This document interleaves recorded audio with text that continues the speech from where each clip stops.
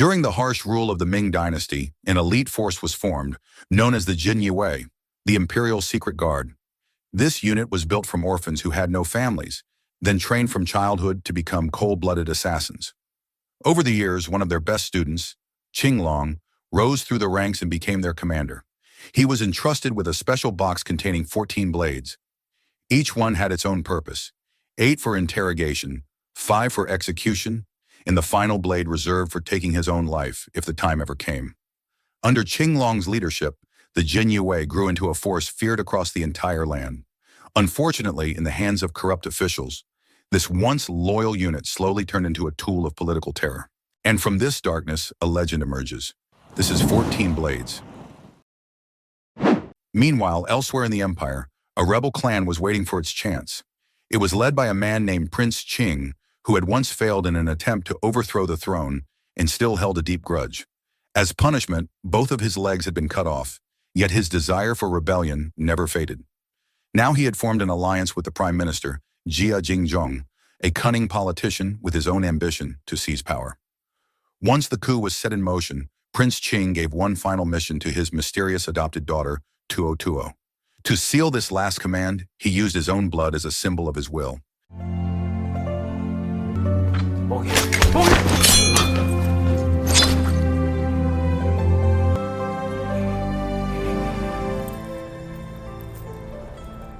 Back at the Jin Yue headquarters, Prime Minister Jingjong arrived with a forged secret decree, supposedly from the emperor. In it, he ordered Ching Long and his men to split up and carry out a special mission. Their task was to retrieve a mysterious box from another imperial advisor named Sen Yan.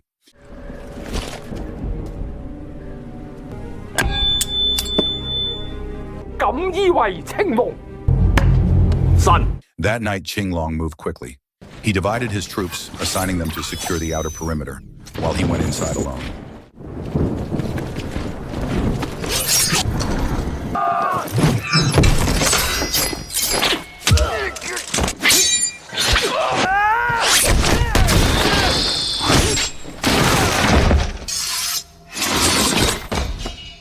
When he entered Sen Yan's residence, he tried to request the box peacefully. However, Sen Yan refused to hand it over and was ready to die protecting it. To complete his mission, Ching Long eventually took Sen Yan's child hostage, forcing him to surrender the box. By accident, the box slipped open, revealing something far more dangerous than expected: the imperial seal. If this seal fell into the hands of Prime Minister Jingjong, he would gain absolute control over the laws of the land. Before Ching Long could decide what to do, a sudden attack came from outside, and the seal was snatched away. When Ching Long rushed out to pursue it, he was met with a brutal sight. All of his men had been slaughtered, and the other commanders were taken prisoner. They had been manipulated into betraying each other, and for those who refused, there was only one outcome: death. Inside the prison, one of the Jin Yue commanders, Xuan Wu, agreed to betray the order. As a condition, he was told to kill the other 2 commanders.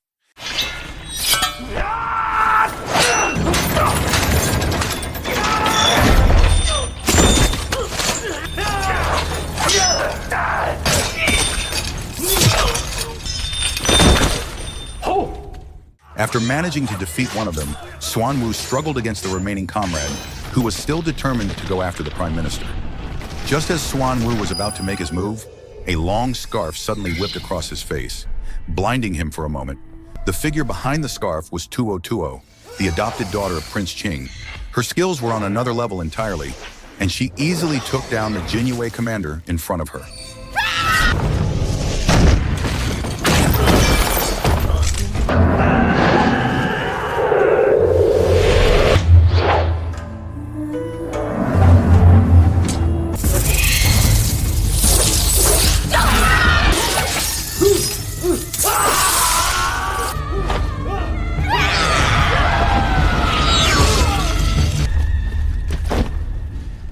She had been sent by her father to support Prime Minister Jingjong's coup, and her specific mission was to help eliminate Ching Long. When Xuan Wu demanded proof that she was truly Prince Ching's daughter, Tuo Tuo simply revealed her chest, showing the tattoo that marked her identity. Meanwhile, Ching Long, badly injured and on the run, realized he needed help. He sought out a group of merchant bodyguard specialists, hoping they could smuggle him out of the country so he could hide and recover. The payment he offered was too tempting to refuse, so they agreed to escort him. To make their escape believable, they disguised him as a groom and staged a fake wedding with the merchant's daughter, Chao Hua. They headed toward the main gate of the Ming territory, a place heavily guarded since Ching Long had become a wanted man. Thanks to the merchant's experience and quick thinking, they slipped past the soldiers without raising any suspicion. But their relief didn't last long. The next day, while resting during their journey, a group of mountain bandits suddenly appeared. Their leader introduced himself as the Desert Judge, and they clearly planned to rob the group. Everything changed when Ching Long calmly walked toward them, using nothing but a chicken bone to intimidate them, then revealed an old Jinyue gold badge. The bandits instantly panicked, apologized, and scattered in fear. As the group continued deeper into the forest, trouble found them once again. The royal army had tracked them down, and it turned out the bandits from earlier had leaked information. While they were trying to clear a fallen tree from the road, soldiers launched a sudden attack. But Ching Long had anticipated this. He stayed calm and explained that he was the one who originally created the very formation the soldiers were using, which allowed him to read their movements and counter everything they tried.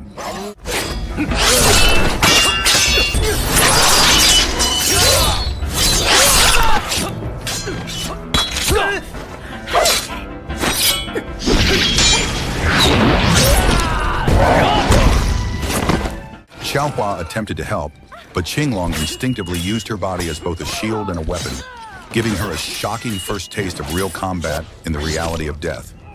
Then, out of a coffin nearby, a mysterious fighter emerged. He attacked Ching Long with razor-sharp claw techniques, forcing Ching Long onto the defensive.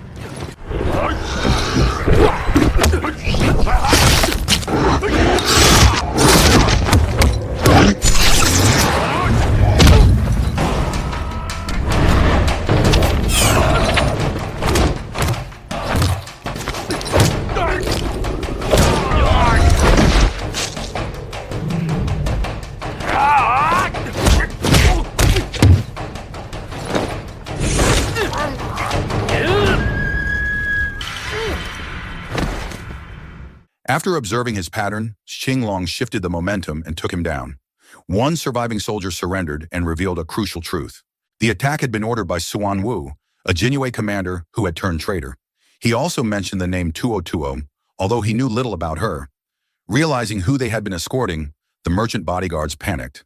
They immediately canceled their contract, fearing for their lives. Ching Long responded quickly. He took Chao Hua as a hostage and instructed her father to ride in the opposite direction to distract their pursuers. He promised to return Chao Hua within 3 days. After 2 days of crossing harsh desert terrain, they finally decided to rest. Chao Hua tried to escape, but it was nearly impossible with Ching Long watching her every move. When night came, exhaustion set in, and they both settled down to sleep. It was during this quiet moment that their relationship began to soften, and the distance between them slowly started to fade. The next morning, Ching Long and Chao Hua reached a small desert town known as the Wild Goose Gate. It was the perfect place for their next move. Ching Long quickly put a plan together. He asked Chao Hua to disguise herself as him and approach the guard post, while he slipped into the town to intercept a secret message meant for Prime Minister Jing Zhong. What he discovered shocked him. The Prime Minister was planning to sell 3 important counties to an old rebel faction that the empire had once crushed. If this deal went through, it would put the entire nation at risk. Realizing how dangerous the situation was, Chao Hua decided to help without Ching Long's knowledge. She disguised herself as a weak and harmless woman, then managed to steal an identification plate belonging to Prince Ching's clan, something they could use later for infiltration. From a distance, Ching Long watched her movements with growing concern. Something about her actions did not feel safe. At the same time, he noticed a group of Chinese bandits observing the area, clearly waiting for the right chance to interfere with the transaction. To regroup and plan their next step, Ching Long and Chao Hua ducked into a small diner. But peace did not last. A group of bandits burst in, and this time they were the real judge and his legendary crew. They were not the imposters they had met earlier, but infamous robbers known throughout the region.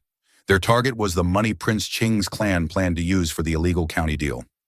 A fierce fight broke out between Ching Long and Judge. Both men were skilled, and the brawl shook the entire place.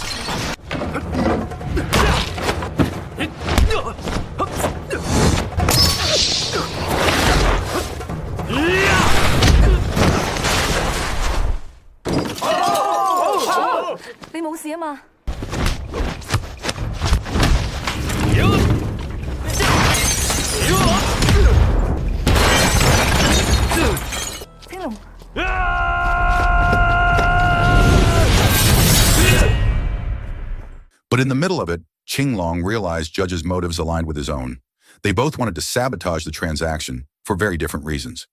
Ching Long needed to stop a political disaster, while Judge simply wanted the money. With that understanding, they called a truce and chose to work together. After the dust settled, Ching Long told Xiao Hua to return to her father. The mission ahead was only going to get more dangerous, and he wanted her out of harm's way.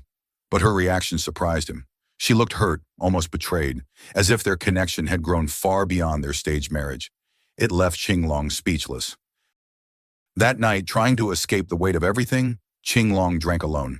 He barely had time to clear his head before 202 appeared without warning. The two clashed in a brutal and high-speed duel that tore the place apart.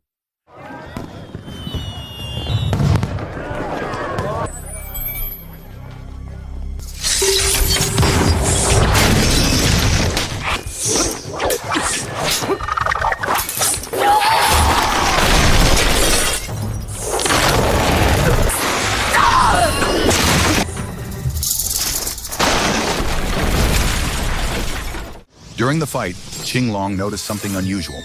202's technique made it look as if she could duplicate herself by shedding her robes one layer at a time. Her speed was overwhelming, and Ching Long eventually pulled back to rethink his strategy. The following day, the planned transaction finally took place. Prime Minister Jing Zhong arrived with Xuan Wu at his side to meet representatives from an Arab royal clan. A notary was present as well, underscoring the scale of this illegal sale. Tension rose when representatives of Prince Qing's clan also appeared, demanding the imperial seal as part of the deal. The prime minister was stunned and refused immediately. Before the negotiation could continue, everything fell apart. Xuan Wu, who was supposed to be loyal to the empire, suddenly turned on the prime minister. He had been bribed by Prince Qing's faction and murdered the prime minister in front of everyone. Chaos exploded through the room. Explosions followed as Judge and his crew launched a surprise attack, armed with powerful modern weapons that tore through the battlefield.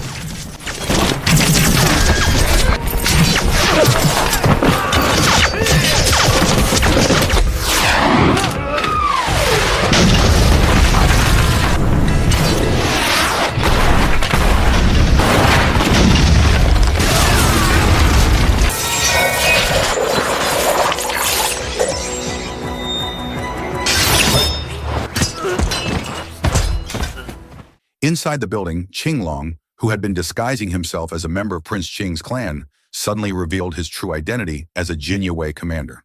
He made it clear that he was there for one purpose, to deliver justice to Xuan Wu for his betrayal. What followed was an intense duel between two former brothers in arms. Their fight was fast, tactical, and fueled by years of shared training.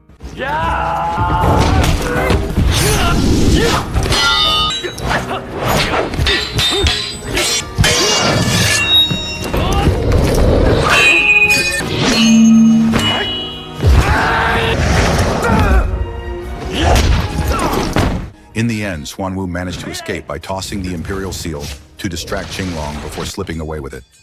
Meanwhile, Judge and his crew had overpowered the representatives of Prince Qing's clan. Judge gained even more respect for Ching Long, realizing that he was not after riches, but justice. As a gesture of loyalty, he even prepared a horse carriage to help Ching Long flee. But when Ching Long arrived, he was met with a devastating sight. 202 was holding Xiao Hua hostage. She threatened to kill her unless Ching Long handed over the imperial seal. With no other choice, Ching Long surrendered the seal to save Xiao Hua's life. Judge's men witnessed the confrontation and rushed to report it. Soon after, they received alarming intelligence from spies within Prince Qing's territory. 10,000 soldiers were preparing to launch a full-scale coup. Panic began to spread across the city, and in that moment, Judge's conscience finally stirred. He refused to let the nation fall into rebel hands and chose to join the fight. Back with Ching Long, Xiao Hua and her father worked alongside the experienced caravan traders. Together, they crafted a plan to trap both Xuan Wu and 202 in the desert. The next day, Ching Long lured 202 into chasing him, while Xiao Hua disguised herself as Ching Long to separate 202 from Xuan Wu's group. The traders then sealed off the only path through a narrow desert pass, splitting Xuan Wu's men into two disconnected factions. At the intersection where both groups nearly reunited, Ching Long detonated explosives. The blast caused confusion and panic, making Xuan Wu's divided soldiers misfire at each other. With their forces in chaos, the traders rolled heavy boulders down from the cliffs, then charged in. The battle ended with Ching Long defeating Xuan Wu once and for all.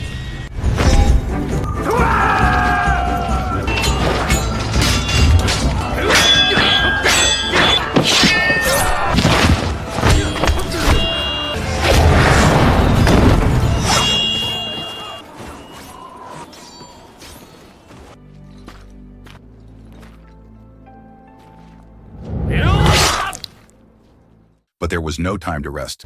Ching Long rushed off to save Xiao Hua, who was being hunted down by Tuo.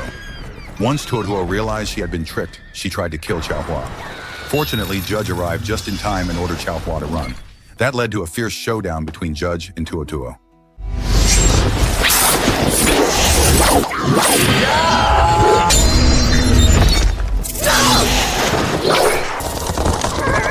Judge fought hard and even unleashed his signature boomerang blade technique, but Tuo dodged it with ease. With his strength fading, Judge made one last desperate strike. Sadly, Tuo was simply too powerful, and Judge fell in battle.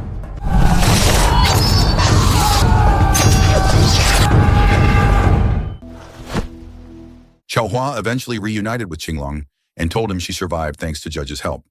But when they saw Tuo still chasing after them, the truth became clear. Judge had fallen in battle. With no time to mourn, Ching Long chose to stay behind and face Tuo head-on, while Xiao Hua rushed to return the imperial seal to the palace. Ching Long led Tuo to a narrow space where her movements would be limited. He relied on a short, agile blade, while Tuo fought with raw, overwhelming power. The clash was intense.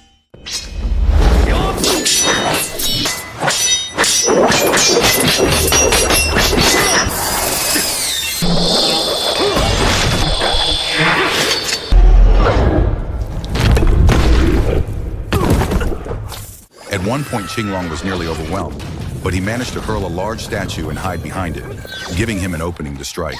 When he tried the same tactic again, Tuo countered by throwing a statue of her own, sending Ching Long crashing backward. Fortunately, he had prepared a trap. A bundle of blades tied to a wooden beam dropped onto Tuo, provoking her even further. Ching Long then lured her into a closed chamber, hoping to trap her inside. The plan backfired. Tuo broke free, and Ching Long was buried under a pile of falling statues. Tuo escaped the wreckage, but her leg became trapped in an automatically closing gate. Both fighters were severely wounded by this point. Tuo tore off her remaining robes and continued to fight on one leg. Ching Long had already heated a sword in the fire, using it to destroy what was left of her layered garments, so she could no longer use them in combat. But Tuo's fury only grew stronger. She drove her blade into Ching Long, but this was exactly what he had anticipated. From the beginning, Ching Long had accepted that stopping her might cost him his own life. Among the 14 blades he carried, one was always meant for a final sacrifice. Using that last blade, he pulled Tuo into his embrace and locked her in place. The two fell together, ending the battle in an act of absolute duty and sacrifice.